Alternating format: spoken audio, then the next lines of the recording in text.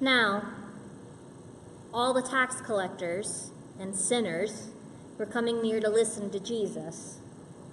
And the Pharisees and the scribes were grumbling and saying, "This fellow welcomes sinners and eats with them." So Jesus told them a parable. A woman having 10 silver coins, if she loses one of them, does she not light a lamp and sweep the house and search carefully until she finds it?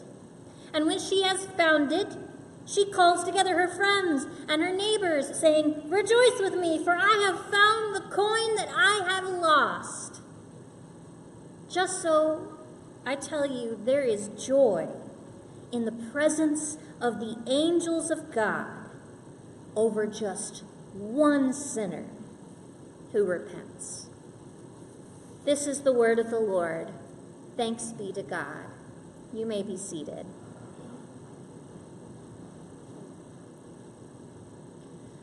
I had what you would call a privileged upbringing.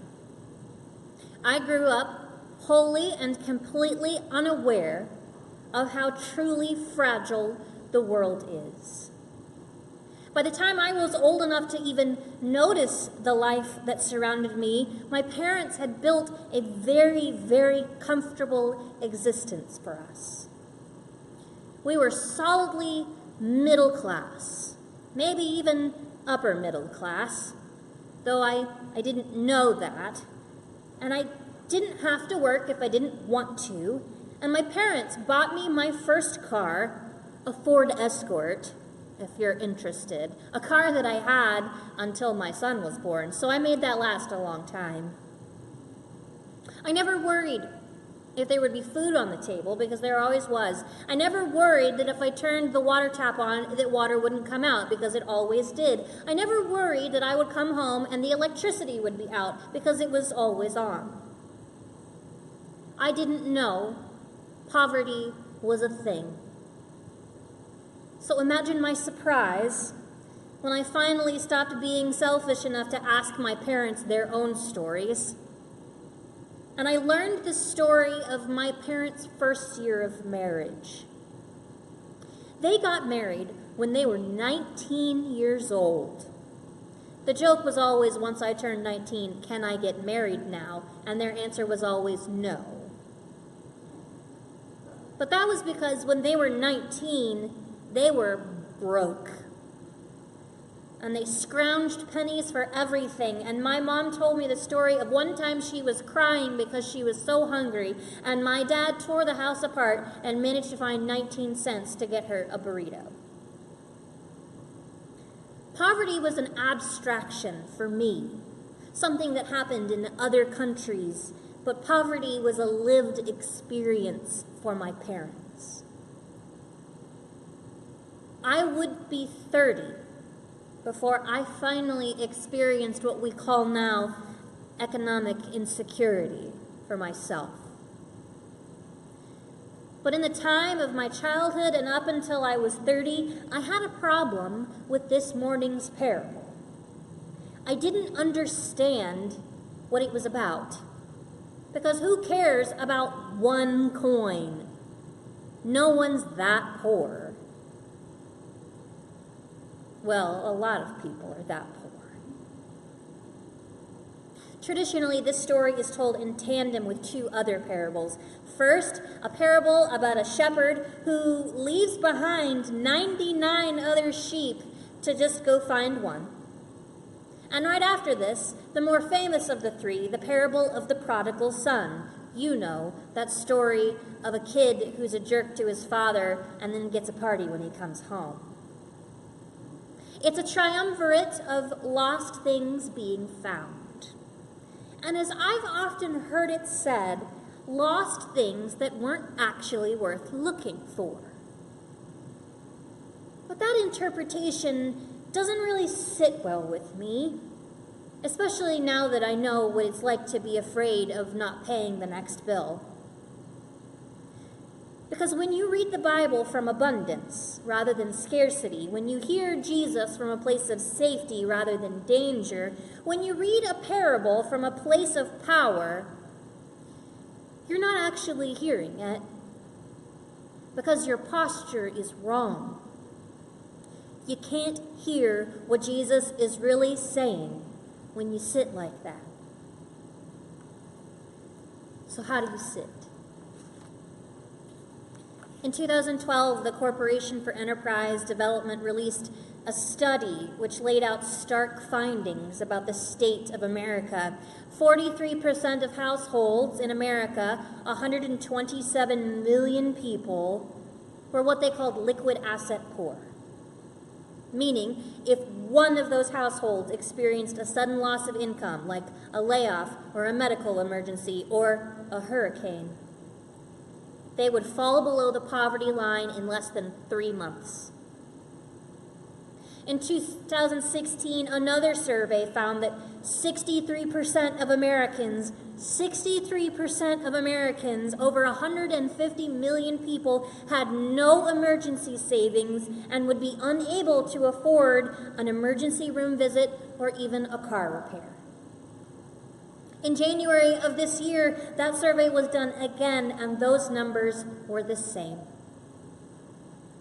It turns out that more than half of America is financially fragile. They're all one lost paycheck away from ruin. And I think that's where we have to sit to hear this parable on the precipice of ruin. I need you to imagine right now yourself as one of those financially fragile people. Now, maybe you don't have to imagine that because that is your life right now. Or maybe that was your story such a short time ago that it feels like right now. Or maybe I'm describing your whole childhood, whatever. I need you to go to that place, to remember those feelings of desperation and fear and dependence. And let me tell you that parable one more time. You ready? Phoebe, like every one of her neighbors, was stressed about the upcoming arrival of the Roman tax collectors. She and her husband and her children had all taken on extra work to build up the money they needed to pay Rome. The last few weeks had become a blur of extra needlework and smelling like livestock and sending the children at all hours to deliver bread and scavenging for extra food. And they were all exhausted. And the children were irritable, and Phoebe and her husband Levi were afraid. You see, the Romans didn't care if the harvest had been bad this year and there wasn't enough grain to sell to make money. They didn't care that a bad harvest meant scrawny livestock, and they didn't care that there weren't even as many people to work the harvest that was there because the last legion that had come through town had killed many of their young men because they'd been accused of rebellion. Rome didn't care why you didn't have the money. If you couldn't pay your tax, they would take it by any means necessary.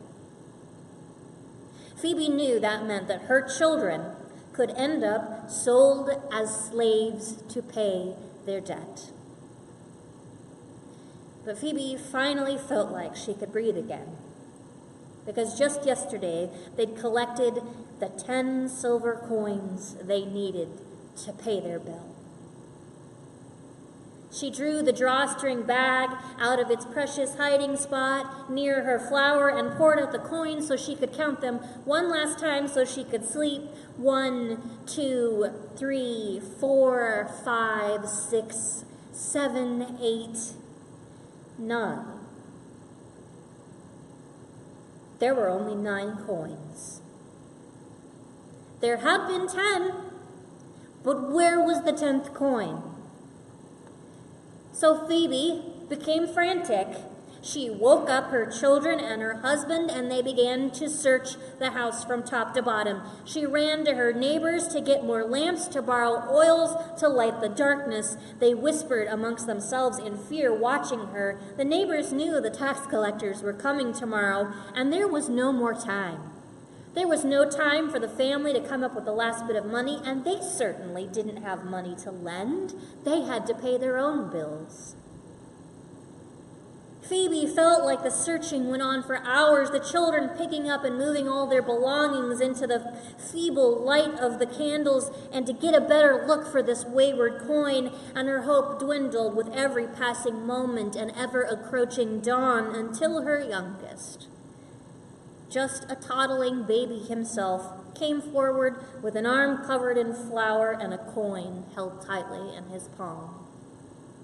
Why had the baby put a coin in flour? It didn't matter, because she picked him up bodily and cheered, and her children picked up the joy and danced, and they spilled out into the street, and her neighbors, blearily looking out, joined in the dancing too when she shouted, "Rejoice with me, I have found the coin that was lost." You see, having a dance party in the street after hours spent searching for the equivalence of 1 day's worth of work is only strange if you've never had your life depend on 1 day's worth of work. Risking your neck to save 1 sheep only seems strange if you've never been responsible for somebody else's livelihood. Throwing a party for an ungrateful and entitled wayward son only seems inappropriate only if you've never been wayward yourself. But if you've been poor, and you've had others counting on you, and if you ever felt like you never deserved a second chance, chances are you understood this parable before any of us did. And honestly, you probably understand God better than those of us whose lives have been generally comfortable and safe. In each of these parables, the question is always, who is God in this? And in all three, God is the frantic one, the one searching for what was lost. God is much more like a shepherd who risks his neck for 1 stupid sheep that wouldn't stay with the group. God is so much more like a woman who throws a party when she finds the money she needs. God is absolutely more like the parent who welcomes back that ungrateful loser of a kid. Because God knows how fragile life is, and how 1 sheep and 1 coin and 1 child often really is the difference between emptiness and wholeness, between freedom and slavery, between trust and betrayal. God may be the transcendent creator of all that is and was and ever will be, but the parables and the very life of Jesus teach us that God is also the one who shows up in muck and mess so that just 1 person might be saved.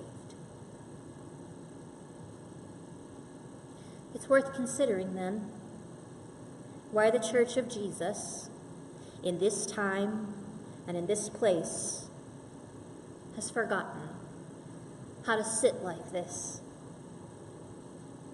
has lost its sense of scale. We try to build programs that benefit a huge amount of people. It's a success if hundreds come through. We try to build congregations so numerous that we have to build new buildings. And the global church still chooses to hurt and revile LGBTQ believers rather than to search out at them and welcome them at risk of the 99 others. We think in terms of highest yield and greatest good for the greatest number of people, and we forget that the kingdom of God is a party thrown for the sake of 1 sheep and 1 coin and 1 loser kid who finally comes home. In a worldly sense, the economics of our faith are bananas. They're bad.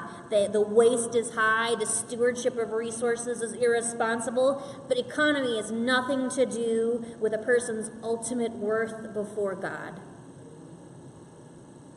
We've got to stop thinking of human beings as a bulk commodity. And usually, we can only remember that when we remember what it feels like to be fragile, to be vulnerable, and to have scarce resources in our hands.